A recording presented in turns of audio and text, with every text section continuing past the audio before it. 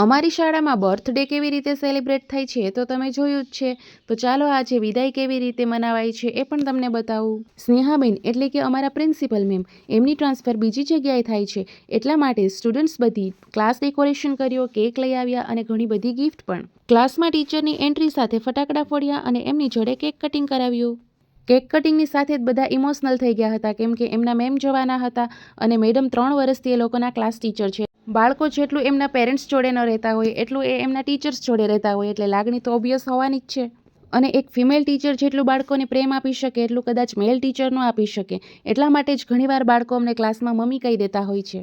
અને કહેવાય છે ને કે some goodbye is not just because we want to leave, but ક્યાંક પહોંચવા માટે ક્યાંકથી નીકળવું જરૂરી છે. એટલા માટે લાઈફમાં ઘણીવાર એવા અઘરા ડિસિઝન લેવા પડતા હોય છે. બાકી આવા ક્यूट क्यूट બાળકો વચ્ચે રહેવાની કોને મજા ના આવે.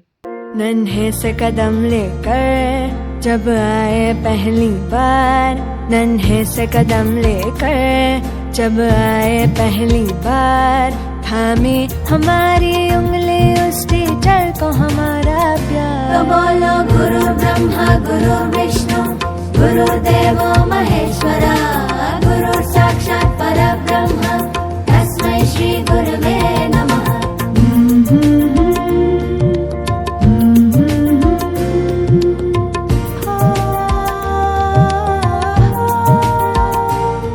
मुश्किल राहों पर गिरते उठते और संभलते हैं, हम थक भी जाए पर देखो वो कभी न थकते हैं.